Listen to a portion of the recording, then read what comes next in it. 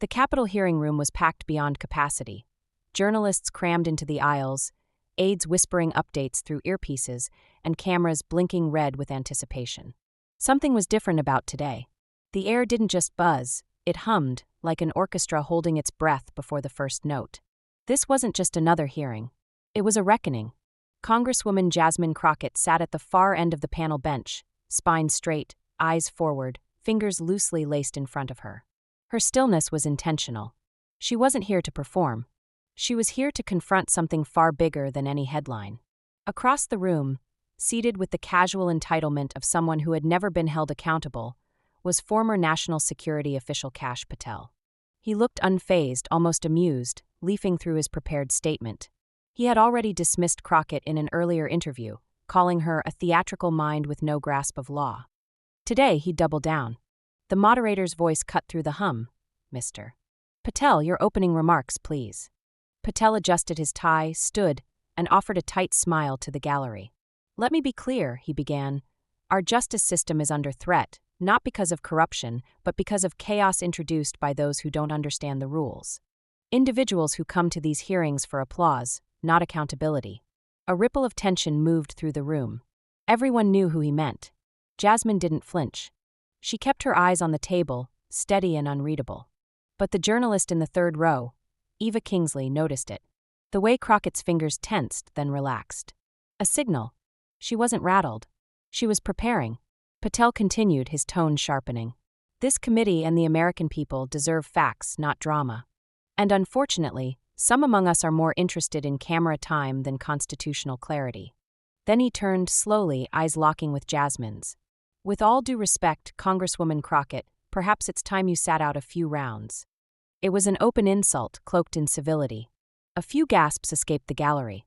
The moderator stiffened. Jasmine looked up, slowly, deliberately. And for the first time that morning, she spoke. "Mr.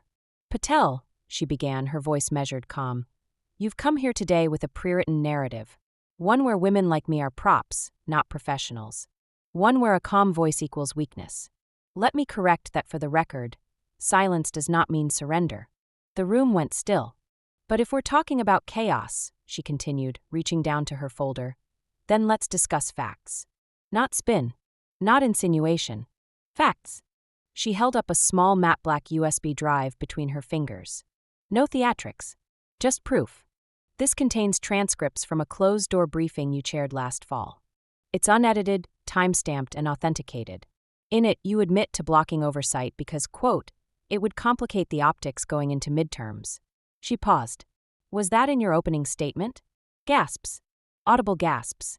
The power dynamic had just shifted. Abruptly, visibly. Kash Patel blinked, the corners of his mouth twitching. For the first time, he had nothing to say. And Jasmine? She didn't need to raise her voice. She just let the silence stretch, sharp, weighted, and undeniable. In that moment, no one cared about sound bites. They cared about truth. And Jasmine Crockett had brought it with her. 3 days before the hearing, the Capitol was quieter. Humid air clung to the marble halls, aides moved like ghosts through the corridors, and Jasmine Crockett sat alone in her Rayburn office, staring at a yellow legal pad she'd rewritten 4 times. She wasn't nervous. She was focused. Marcus Landon, her senior aide and most trusted voice in the building, leaned against her doorway, sipping coffee. "He's coming," he said. No need to clarify who. Kash Patel had been added to the witness list the night before, last minute but calculated. Everyone in the room would know why. He was the weapon and Crockett was the target. Jasmine didn't blink. "Let him." Marcus stepped in and dropped a folder on her desk. Inside, a single flash drive, black unmarked. Jasmine's hand hovered over it for a second, then gently closed around it like it was glass. That drive held more than evidence. It held strategy. It was given to her weeks ago by Tanya Rhodes, her chief of staff, who had received it from a quiet, meticulous policy fellow named Eva Kingsley. No one had leaked it. No one had even mentioned it since. But everyone in Jasmine's inner circle knew what it meant. On that recording, Patel's unguarded voice in a closed-door debriefing, praising Crockett's oversight memo as well-informed and sharper than expected. Words he never intended to say in public. Words that now, thanks to Eva's diligence, had become a silent bomb waiting to go off. But Jasmine hadn't used it. Not yet, because she knew timing was everything. "You sure about this?" Marcus had asked that morning. Jasmine nodded. "It's not about catching him in a lie. It's about catching him trying to rewrite the truth." Now, as the hearing unfolded, Patel was doing exactly that, painting her as emotional, unqualified, even dangerous.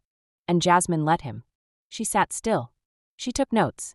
She let the insults stack. And when the chair finally offered her the floor, she didn't rush. She didn't even raise her voice.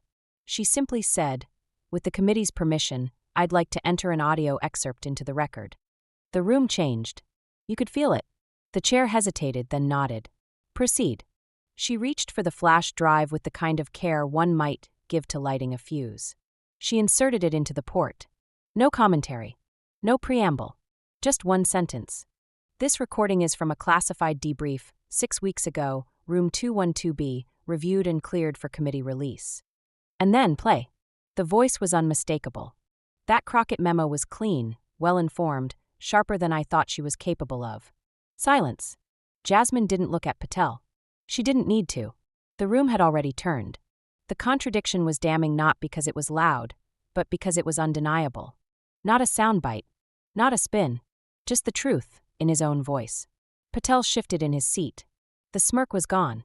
The chair leaned in, voice neutral but tight. "Mr. Patel, would you like to respond to the contradiction in your public statement?" "I don't recall making that statement," he muttered. Jasmine leaned forward, calm as ever. "The timestamp says otherwise." No anger. No gloating. Just facts. This wasn't a gotcha moment, it was an accountability moment. And in that room, packed with power players, it was clear. The quietest voice had just become the most powerful. She removed the flash drive, capped it, and returned it to her folder. Not because she was finished, but because she had just begun. When the gavel finally fell and the session recessed, Jasmine didn't rise right away. She remained in her seat, steady, letting the room absorb what had just happened. Around her, the usual buzz of post-hearing chatter was muted, replaced by a strange, collective stillness. Kash Patel exited quietly, no longer the room's sharpest voice. Reporters, aides, even fellow representatives now whispered about something else entirely. The clarity of her calm. In the hallway, a young intern passed her and offered a quiet, respectful nod. No words. Just recognition. Later that evening, Jasmine returned to her office, exhausted but resolute. Tanya was there, holding her phone up. "You've gone viral," she said with a smirk. Jasmine barely reacted. "That wasn't the goal." "I know," Tanya replied. "But it was the result." She finally checked her phone. Thousands of notifications, but one message stood out.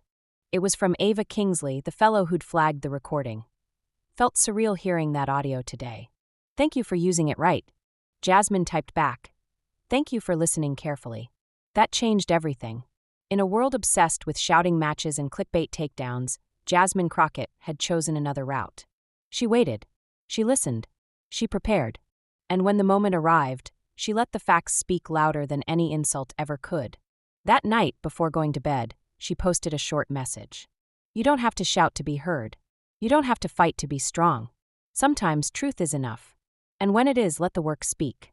By morning, it had been shared over 1,000,000 times. Not because it was loud, because it was real. And in Washington, that might be the rarest sound of all. Unfit to serve.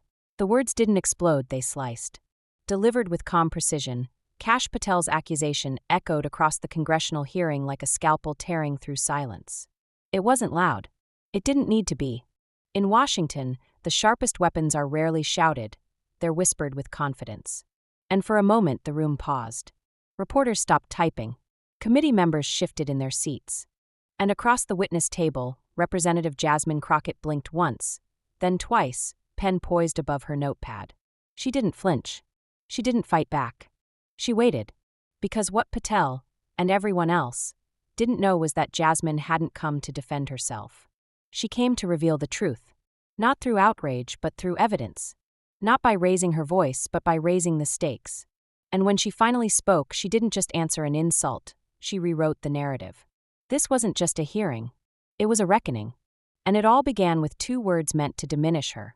That instead revealed who was truly unfit. In a city where volume often wins over virtue, Jasmine Crockett reminded everyone that the quietest voice, when backed by truth, can echo the loudest. She didn't need theatrics.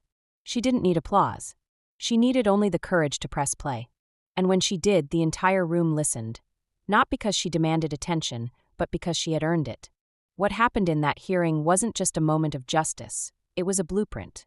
A reminder to every underestimated voice in every overlooked corner. You don't have to shout to be heard. You just have to be ready when the moment comes. And Jasmine was.